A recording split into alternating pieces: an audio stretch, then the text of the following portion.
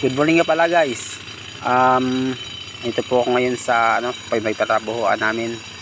At ayan nga po yung isang kasama ko ay maaga pa po ay nag-jackhammer na po siya ng bato. At ito naman po ako ay gumagawa po ng baluster. Ayan na po.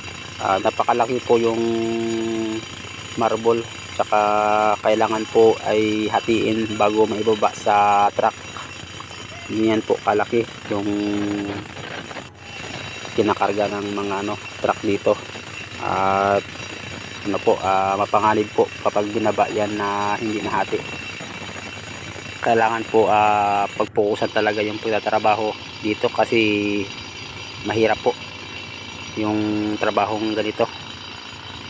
At ayun nga po yung driver, yung nakasol, yan yung driver ng truck.